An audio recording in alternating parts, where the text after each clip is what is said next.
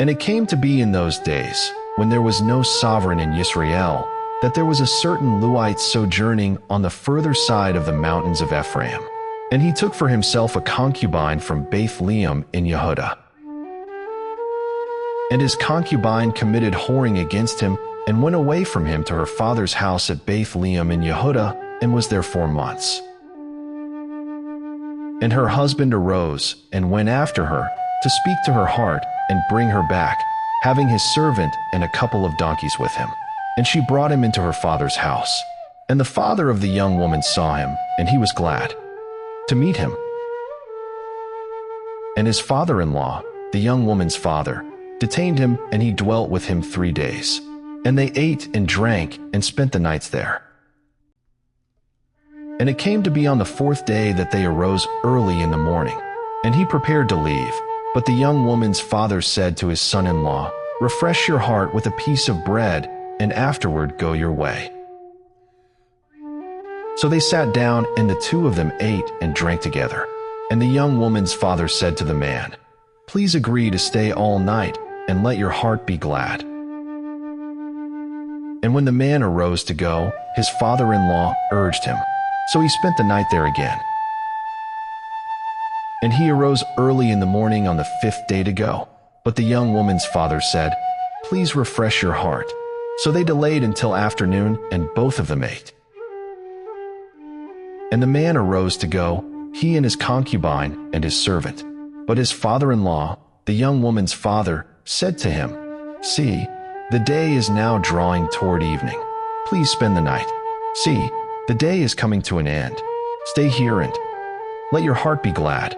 And you shall rise early tomorrow for your journey, and you shall go to your tent." But the man would not stay that night.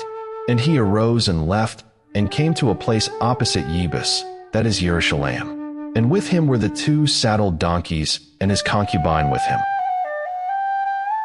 They were near Yebus, and the day was far spent. And the servant said to his master, "Come, please, and let us turn aside into this city of the Jebusites, and spend the night in it."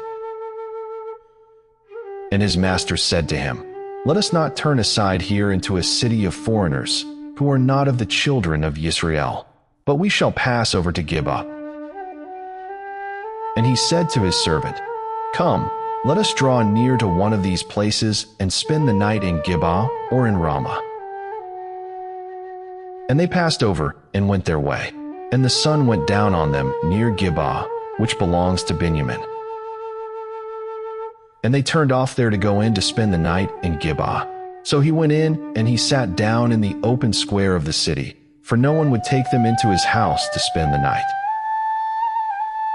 But see, an old man came in from his work in the field at evening, who also was from the mountains of Ephraim. And he was sojourning in Gibeah, whereas the men of the place were Benjamites. And when he lifted up his eyes, he saw the traveler in the open square of the city. And the old man said, "Where are you going, and where do you come from?" And he said to him, "We are passing over from Bethlehem in Yehudah to the other side of the mountains of Ephraim. I am from there, and I went to Bethlehem in Yehudah, and I am going to the house of Yahweh. But there is no one taking me into his house.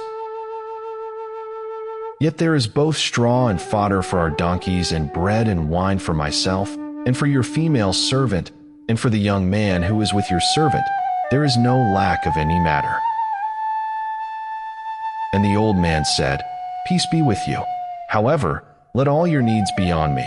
Only do not spend the night in the open square." And he brought him into his house, and gave fodder to the donkeys. And they washed their feet, and ate and drank. They were making their hearts glad, and see, men of the city, sons of Belial, surrounded the house, beating on the door. And they spoke to the master of the house, the old man, saying, "Bring out the man who came to your house, so that we know him." But the man, the master of the house, went out to them and said to them, "No, my brothers, I beg you, do no evil. Since this man has come into my house, do not do this folly. Look, here is my maiden daughter and the man's concubine. Let me bring them out now and humble them, and do with them what is good in your eyes. But do not do such a foolish matter to this man." But the men would not listen to him. So the man took his concubine and brought her out to them. And they knew her and rolled themselves on her all night until morning, and let her go when the day began to break. And as morning appeared, the woman came back and fell down at the door of the man's house where her master was, till it was light. And her master rose up in the morning and opened the doors of the house, and went out to go his way, and saw his concubine fallen at the door of the house with her hands on the threshold. And he said to her, "Rise up and let us go." But there was no answer. Then he took her on the donkey, and the man rose and went to his place,